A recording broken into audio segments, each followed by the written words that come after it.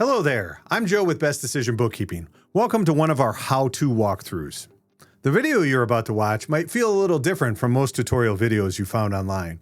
My goal isn't just to show you where to click, it's to explain the why behind what you're doing.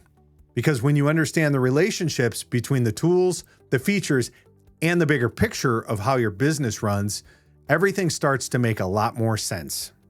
That does mean my videos run a little longer than your typical click this then that tutorial.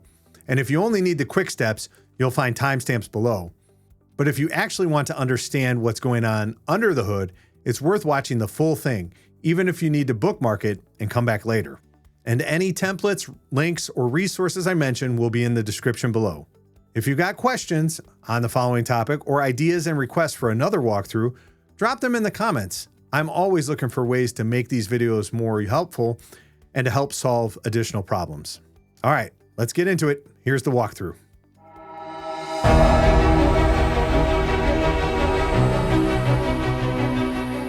Today I'm going to walk through basic setup of QuickBooks Online, the way I like to do it, so that down the road it's easier to understand and easier to work with. I'll explain what some of the features are, some of the settings are, and you'll walk away with a knowledge base for this.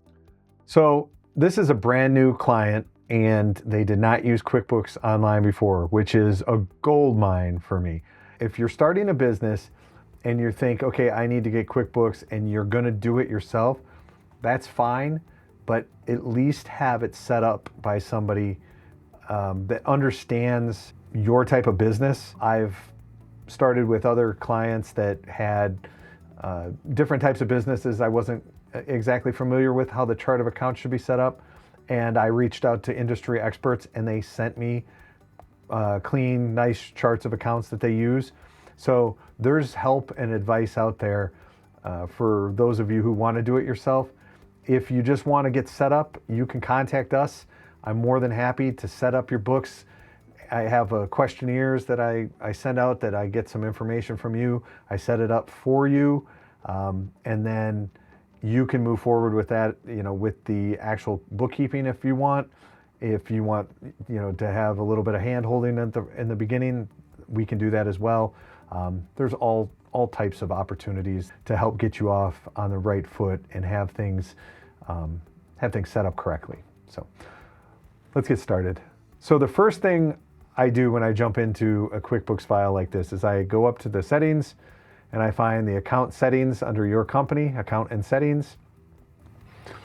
And I jump down here to the advanced, okay? Accrual typically works best for construction and other industries. Accrual means that in the period of time that you're looking at, so for instance, in September or October, we want to know what our profit is in that month, or if we lost money in that month. So accrual means that all our expenses for the work for that month go into October, and all of our income for the month go into October. So if we take a deposit from a customer in September for work we do in October, that needs to be recognized. That's what we call it, recognized as income in October. Same thing with an expense. If we don't see a bill from a contractor that performed some of the work until November, but the work was done in October, we want that to be in October. We want to recognize it in October. The benefit of this is that you have a clean profit and loss of your month. Things aren't spread out, over the course of 3 or 4 months, and you have payroll and vendor payments, 2 months later, even though the work was done and the income was received, 2 months before, and maybe you had a deposit the month before, your profit and loss is going to be all wacky. So accrual is the best way to run your business. You may get different advice from your tax accountant, from your CPA on how to proceed with your taxes, and that's a separate thing. You can do it a different way for taxes. And in taxes, the reasons that people like to do a cash-based system is because if they bill out, say you bill out $50,000 in December, but you don't see that money till January, they want to offset, they don't want to pay income tax on that until they have to. So they don't want to pay it until, say, 2026. Well, that's good as long as you're in business for the long haul. But if anything ever happens and you have to close up and you didn't claim that income, that you technically did the work in, say, December 2025, but you didn't claim that income until January of 2026, well, you're going to have to pay taxes on that without any kind of expenses or operating costs to offset it if you do close down or something like that. So there's consequences and benefits to both sides, but you do want to run your business on an accrual basis so that you have a clean set of managerial accounting books to make better, smarter financial decisions to run your business. So we're going to make sure we leave it on that. Your business, you may want to call your customers clients. You may want to call them members, patients, tenants. This is depending on what kind of people you service. I'm going to leave it at customers for this client. You can do some marketing preferences in here. Accounting, once again, this is typically going to stay at January. Typically going to stay, same as fiscal year. We're not going to mess with close the books. Chart of accounts is the first major thing I mess with. And I want to enable my account numbers, and I want to show my account numbers. And the reason being is because when I'm entering, especially for job costing and cost of goods sold and income accounts, if I have different revenue streams and I have different cost of goods accounts, different buckets of money that it costs me for each of those revenue streams, let's say I do decks and I do fences, and I want to track my income and my cost of goods separately for those two, it is a lot easier for me to remember the numbers and to just start typing the number in than it is to type in the words. There's a lot of words that overlap within the chart of accounts, but a number never will. So I always add numbers. So automations here, these are things I would definitely turn off. Automatically apply credits and automatically apply bill payments. We don't want QuickBooks doing anything that we're not giving it the direct authorization to. You'll have those options to come in and apply it to those bills or apply it the credits, but we don't want anything to automatically happen. So I'm going to save that. Allow members to find me. So when you type in a new vendor name, anytime you have a vendor, if you pay rent on a storage unit, if you have 1099 contractors, there's a lot of people that you are technically supposed to send a 1099 to. What this does is it allows you, as you type in that vendor name, if it pops up for you, you're able to select that vendor and send a request for their information, which they can put into QuickBooks, and then at the end of the year, you have the information for the 1099. It really automates the process, and it's a good idea to use that whenever you can. So down here, this isn't necessarily anything that has to be changed. I change it to 3 hours because I'm working in QuickBooks for a while and I don't want it to time out on me. You may want to be warned about your bill number or journal entry numbers. So those are the advanced settings. Now I'm going to go back up to my sales page, and I'm going to look here, and these are going to be personal items, but these are recommendations for me. Cash flow is probably the most important thing to any business. There was a study done by US Bank that said 82% of businesses fail due to cash flow issues. So the one thing I'm going to do is I'm going to go ahead and I'm going to put due on receipt. I want to get my money, my payment as soon as my invoice goes out. If you extend somebody terms, that's fine. Just go into that invoice for that one customer and apply it there. You don't have to do it by default. And then my preferred delivery method is going to be none. I don't have any shipping for this customer. There is a service date. I'm going to go ahead and turn that on. And I don't know if he gives discounts, but it's not going to hurt to have that category there. And I know he does take deposits.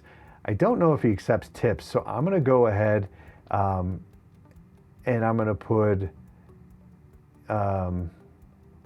you know what, I'm going to wait on this until he tells me, because right now it's just him, but if he does bring on other people, we may need to categorize it differently. So there's no reason to change that yet. We set it up to do the payments. We do have to do some work, leg work for that to get that to move forward. And then You got customer financing, that they turn that on by default. So the customer financing, he does carry inventory, so I'm going to actually put on the SKUs because he orders pretty much most of his supplies come from one vendor, so I'm sure there's going to be SKUs there. So I'm going to go ahead and save that. I think personally, you should always have a late fee. People need to pay based on their, if they're not going to pay you on time, that's your money, that's holding up your business. So, if you just do maybe like an 8% one time, and then I'm going to give a grace period here because I do have due on a receipt. So I'm going to put 14 days in. I'll talk to this client, but I do want to make sure that, we do have a little bit of time in case they pay with check or some other method. Now, progress invoicing, this is typically something you'll use in construction. If you take a deposit or if you do work in stages, you'll want to use progress invoicing. This client's not going to actually use the estimate feature right off, so I'm not going to turn it on, but I probably will end up doing so. In our messages, we have where we can put in our default messages.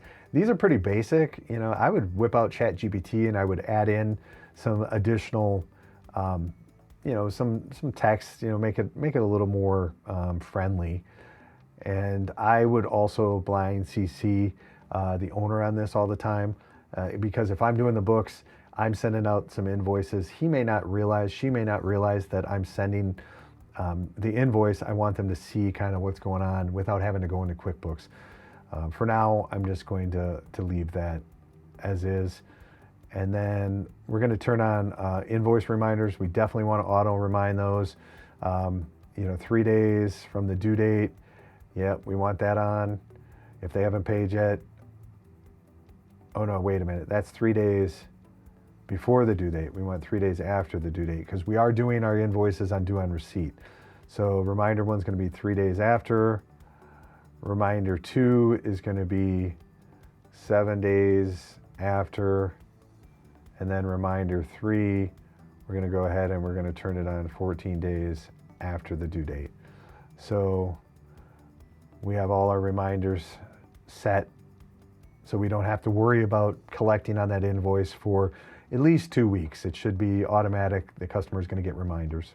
We want to, I always think it's important to attach the invoice to your email, and then I would leave this off. And okay, it's not saving for me. Invoice, save.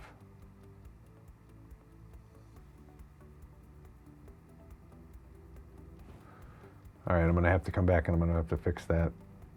Sometimes QuickBooks gives you some errors, and I found it's easier just to kind of make a note. So I'm gonna do fix online delivery baby guard. It's just easier to make a note and move on because the next time it might not be quirky.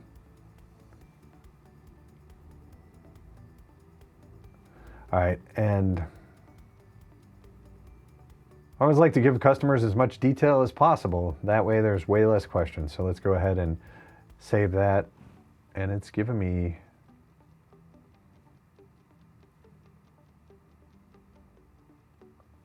some issues there. Let's jump back in real quick. So I'm gonna go ahead and do invoices and save. See, it worked that time. And list all details and see it worked that time. Products and services on the invoice. That's saved. Progress invoicing off, messages. We didn't change that. All right, then let's go to expenses. Bill, default bill payment terms. Now this is when somebody sends you a bill, so I don't know about putting a default in here. It's kind of up to what your workflow is, and we don't have purchase orders. I was asked that actually today on a call, what purchase orders would be useful for.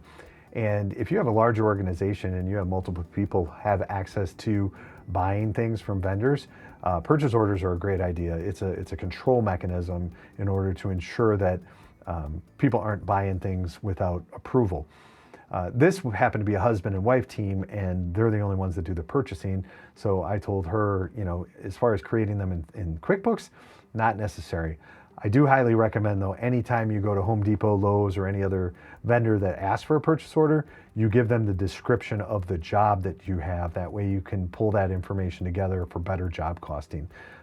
That is a very important step to start understanding which jobs make money and which ones don't.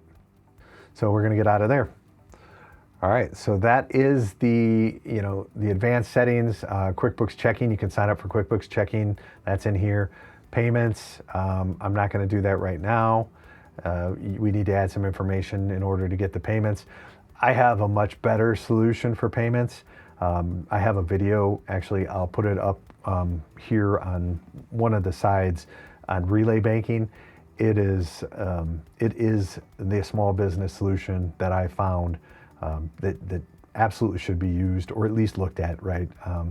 And it takes the place of QuickBooks, and it's so much safer.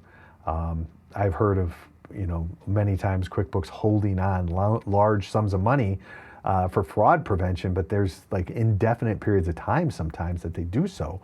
And, that could kill a business. If you go to some of the Facebook bookkeeping groups and scroll through, you'll find that, it happens more than it should. And this is where you're going to find out, how many users you get. So chart of accounts, that's plenty. Most small businesses can get by with one user. So, if you need to change any information on your account settings, this is where you would do that. And yeah, we're done in here. So the next thing I need to do is I need to update the chart of accounts. Okay. And I have a basic chart of accounts, or a demo chart of accounts that I always use. And it has a lot of detail in it. Now this client's not going to need so much of it. So I am going to go ahead and I'm going to save a copy of this email. Let's see, is that going to give me a... I'm going to do clients, baby guard. I'm going to say baby guard chart of accounts. All right. I know he really only has one product line right now, so I'm going to go ahead and I'm going to change this to pool fencing, material sales, and I'm going to change this to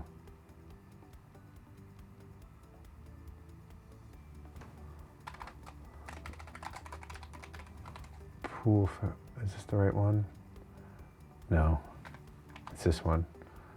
Labor, income, pool fencing.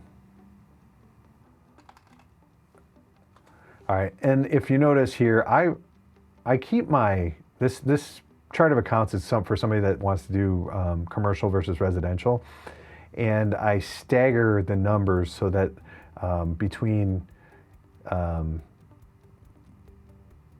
so the 4,000s are the material sales, and 4,100s are the labor sales, and then we go to 4,200s, and the 4,200s is the labor and material sales. So for him, I'm actually going to take the word subcontractor out, and I'm going to say labor and materials. Oh wait, I don't want to do that. I want to do, because I want this to be pool fencing,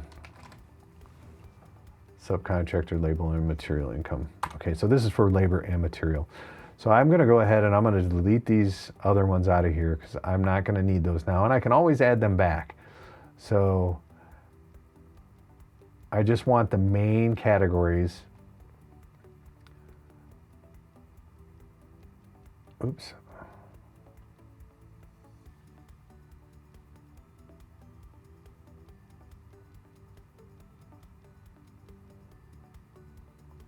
All right, so now I have, and this one's got to go too. So now I have construction material and equipment sales, construction material and equipment pool fencing material sales. If he adds another unique service, I'll put 4,010, and I'll have construction materials and equipment sales, yard fencing. You know, it might be something that he might want to have down, and then the same down below here. All right, so with the same thing we did with the income accounts, we need to do with our cost of goods accounts. Now, if you'll notice, I used 4,005 here on our material and equipment sales account, and the material and equipment cost of goods that's going to match it is 5,005.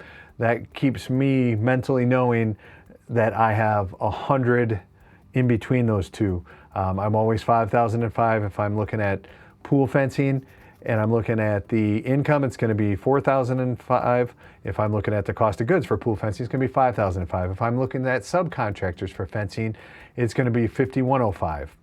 Okay, this will be a lot easier for you when you're working with one company to have this standard, so that you can get it, you know, you start remembering what your accounts are. So I'm going to go ahead and I'm going to go to this 5,005, and I'm going to replace commercial with pool fencing. All right, then I'm going to go down here to my subcontractors, and I'm going to replace commercial with pool fencing. Now I'm going to go and I'm going to delete these. Now remember, we're not working in QuickBooks right now. We're preparing to add to QuickBooks. So all of these numbers, I don't want to bring them in and have them be accounts that aren't used.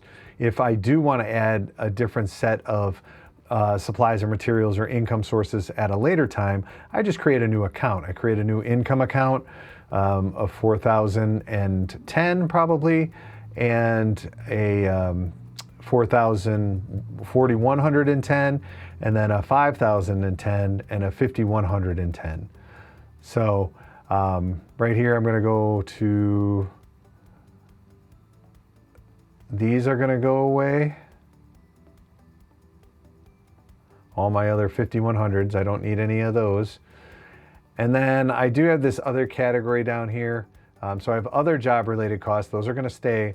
But I have this other 5,200 category, and this is for our labor and materials. Sometimes we price jobs, we lump it all together. It's not the best way to understand how you're making money on your project, but I understand it happens. So we're gonna go ahead and we're gonna change this to labor and material. We're gonna call this fencing, and we're gonna call this, we gotta do fencing, and then we're going to call this pool fencing. And I'm going to go ahead and I'm going to delete the rest of these. Okay. Now all my other accounts in here, I've already gone through this, and I'm happy with where they are. There's a lot of accounts that he may not need, but you know, it's not going to hurt us to have them all. I'm going to be the one doing the categorizations. I'm going to be the one working through it. So I am comfortable with this chart of accounts. Bookkeeping is as much an art as it is anything. So you have certain rules you need to follow, but within those confines, you have some ability to kind of make it work for you. And the long-term result of this chart of accounts is a profit and loss statement that makes sense to the business owner. If you don't set these up correctly, the profit and loss isn't going to give you enough detail on the business to help you make smarter, better decisions. So I'm comfortable with these. So I'm going to go ahead. I've got this basic one. You can see I've put asset one, vehicle one. When we go and we update it with each client's information, those will be replaced with their actual assets. Same with their credit cards, same with their, bank account information. These are all basically placeholders that will just be relabeled as I go. So I'm going to go ahead and I'm going to save this, and I'm going to minimize that. So my next step is to import that chart of accounts. So I'm going to come over to my accounting tab, and I'm going to go to my chart of accounts. I had bookmarked it, so I could have gone through the bookmark. This is where you bookmark it, chart of accounts. You bookmark it with the little bookmark symbol there. So I'm going to go to the chart of accounts. And now what I want to do over here is I want to do, under new account, I want to select import. I know that I can upload quite a few. It's only using one. I'm not sure why that is. So we're going to go to BabyGuard. We're going to go to BabyGuard chart of accounts. I'll make this chart of accounts available in the description. So I got detail type, and because I've exported this directly from QuickBooks Online, it's going to be accurate. So quick detail type's there, full name, account number, type. I'm going to go ahead and hit next. I'm going to make sure that I got all green check marks. If you don't, so here I made some new accounts. So when I put these in here, I didn't put it in the spreadsheet. So this is going to be an equity account, and this is going to be an equity account as well. And these are going to be owner's equity. They're just, it's a hierarchy. So the one above it, if you see, I created this so that we could have multiple owners. So owner's equity again, looking for more empty. I do think I created a couple more accounts here while I updated that spreadsheet, but so, all right, so I'm good to go. So I'm going to go ahead and I'm going to click import. All right, and it did 210 of 215, and the reason being is because these are already in the system, okay? And that happens to be paid, or that happens quite often. So what I'm gonna go do is I'm gonna go ahead and I'm going to screenshot this. And that's gonna get saved to his file. And I'm gonna go back in and I'm going to update these when it's done. I'm gonna go ahead and I'm not gonna import these. So I'm gonna exit out. And then I'm gonna go back to my chart of accounts. All right, retained earnings. Easiest way, retained earnings. See, the account already existed. It was one of the default accounts. But what I wanna do is I wanna go ahead and I wanna add that number. All right, now I'm gonna go to uncategorized. Oh. And I got uncategorized income, and I want to assign that my number that puts it in the right spot when I print out my P&L. And it looks like we're probably got uncategorized expense. So that is going to be 6999. So I'm gonna go ahead and I'm gonna do 6999. And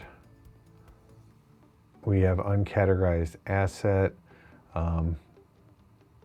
I didn't have an account that I brought that in on. I'll put a number on that later once I'm in there. Do we have discounts given? Let's see.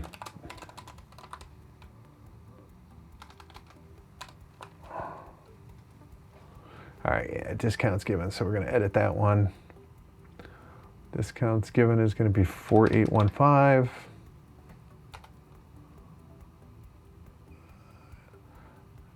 Uncategorized expense we already did, and my direct labor, taxes paid.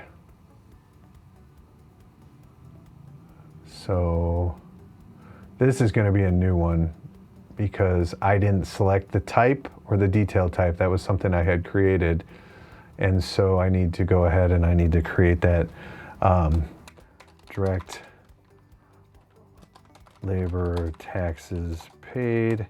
This is an account that if you go and use a payroll company and you import it through a chart of accounts, you'll be using these accounts.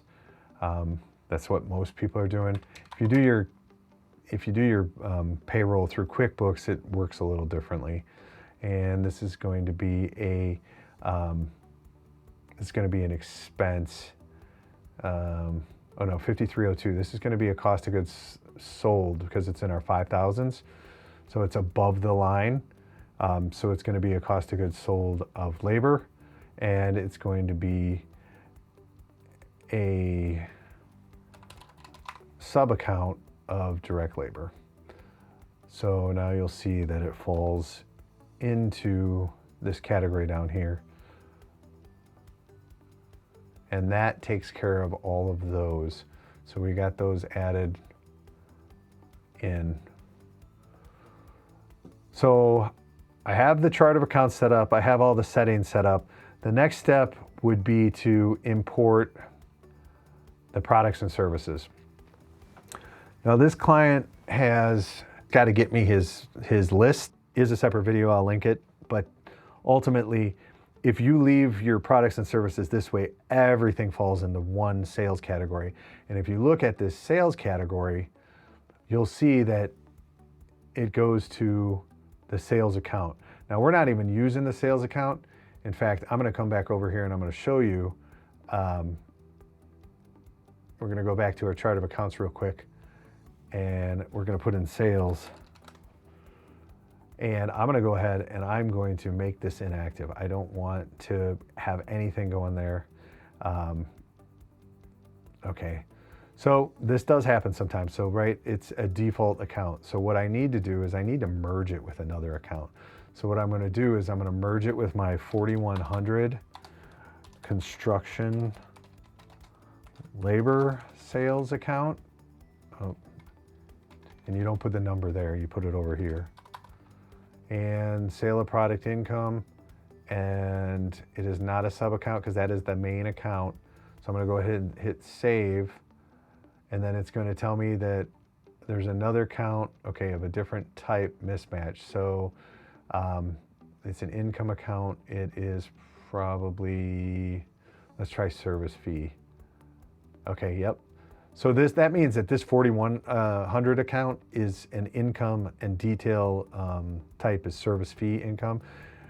And so I'm gonna, now that I made it the same, I can merge the account. So I hit merge account and then I hit save. Now this sales account should jump up.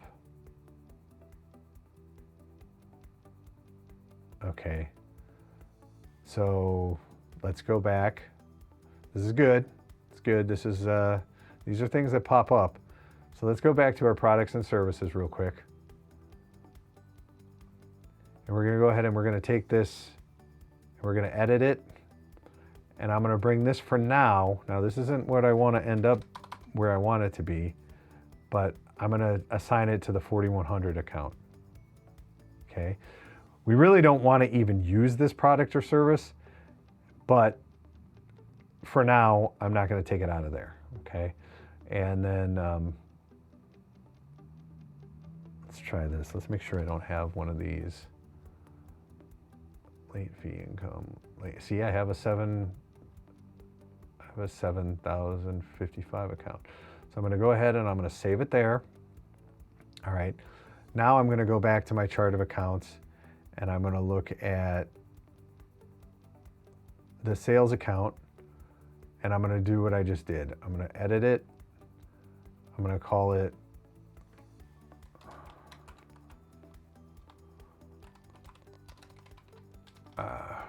construction. I don't want labor sales. Labor sales, because that was a service. 4100, because it was a service fee income is what it was. And then I'm gonna hit save. It should give me the, oh shoot, I spelled it wrong.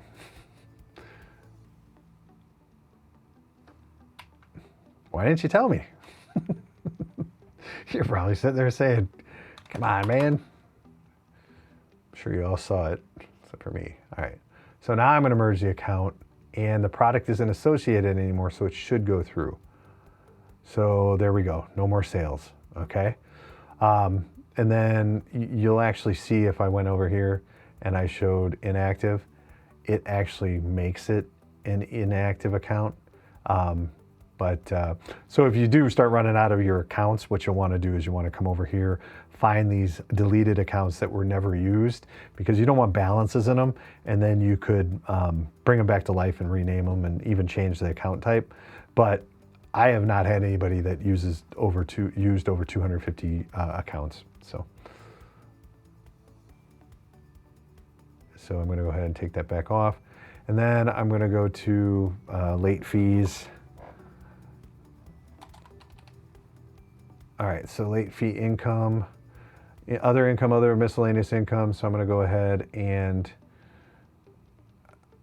I'm going to go to 7055. I think there's probably going to be something.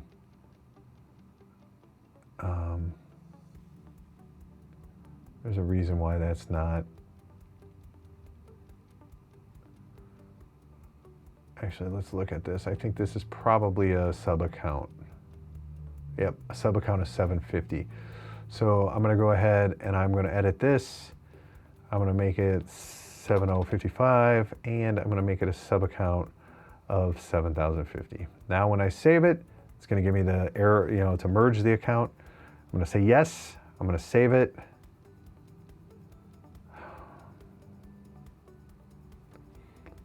Another account's already using the name. I know it is, but we want to merge it. So,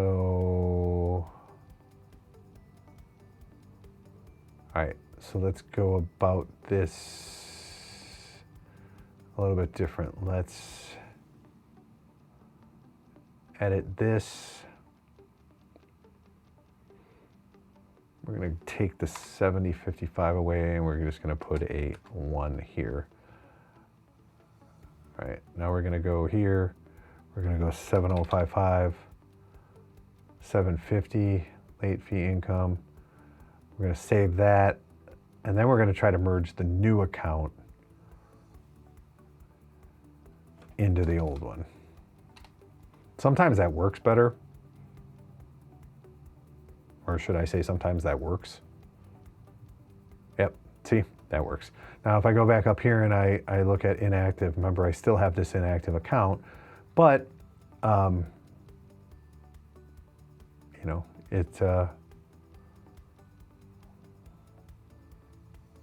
it works. So I'm going to go ahead and I'm going to delete this and I'm going to scroll down through here. Now I see I have an inventory account and an inventory asset account. I'm going to go to some of my other notes and I'm going to make sure that these line up with other accounts that I'm using for other clients. Labor and materials. See, this is another one I'm going to have to merge. So this is going to be, I'm going to edit this. I'm going to find, it's a service fee income and it's income, so I'm probably just going to merge this one with my construction labor sales account as well. Because we haven't used anything, there's no money showing up as, there's no income showing in these accounts, so it's perfectly fine to merge them all into one. We're not losing any detail, we're not losing any data. And once again, I think I'm going to have to probably switch this around and go back and do it the other way. I'm not going to do that here. You saw me do that. Just replicate that step that we did before.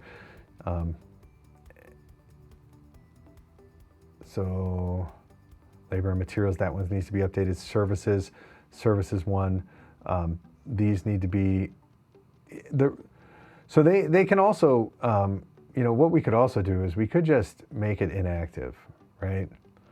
And some of these won't let you because they're,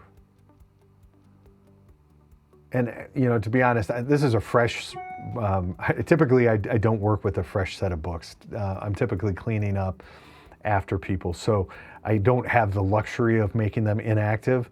I typically have to go ahead and put it somewhere because there's money in that account. So I have to merge it into another account so that it stays in the books. And so this is nice to be able to, to be honest. I don't think this one is going to let me do inactive. I think this is a required account. Nope. So this is a beautiful thing. It makes my life a lot easier when I get to set a book up from scratch. And we already have shipping, we have postage and expenses, and we have, oh shoot, this isn't going to let me make it inactive. There it did. All right. So I want to see, actually I don't have all my accounts showing. I only have 75, so I want to move it to 300. And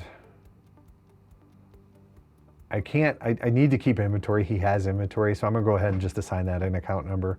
Uncategorized asset, that's, let's see if we can make it inactive. A lot of times, yeah, you can't. QuickBooks does use certain accounts automatically for some of their transactions, and you kind of got to stick with that. So we'll assign that an account number later. And there's occasions where I don't have every account assigned numbers, ones I don't use that I don't care about. You know, I just kind of leave them until the day comes where it makes sense somewhere. So yeah, here's our shipping and postage. This is our expense category. The other one was a cost of goods. It's up in our 5,000 account. And there. So yeah, we have, everything is good. So the next step then would be to go back and get that product and services list from the client. We're going to import that the same way. Let's go. I will tell you that this is a lot more finicky when you import it, or should I say, this is, I will say that importing products and services takes a lot more time. It'll actually be working in the background. I've had it working for hours before. I've had it working for hours and fail, and I've had to start over. The key is to work in the spreadsheet, have everything you need set up and ready to go, and then bring it in. That just streamlines the whole process. I'm going to back out of that. Those are the basic setups for now. You know, that gets us pretty much, you know, almost all the way there as far as being set up. If I find that there's some little pieces here and there, I'll make another add-on video, and I'll make sure that I put the link below if there's one, to, you know, kind of capture anything else that you may need to, you know, that may come up here as I set up this account, or in the future. But for now, if you just follow along with that, you know, I'll put a link below where you can go and grab my, grab that chart of accounts if you want to use that one. And yeah, if you have any questions, comment below. You can reach out to us directly, bestdecisionbookkeeping.com/contact-us. You can book a free consultation if you're looking for some bookkeeping services, somebody that actually understands your business, has the long view. I typically look at the end of what we're looking to do, and work backwards. So if you're looking for some training, we'll craft a package for you. But, you know, just I'm here to help. I'm here to make your life easier and to shortcut a lot of the challenges that I learned the hard way. So once again, I'm Joe with Best Decision Bookkeeping, and I hope you found this informative, and check us out below.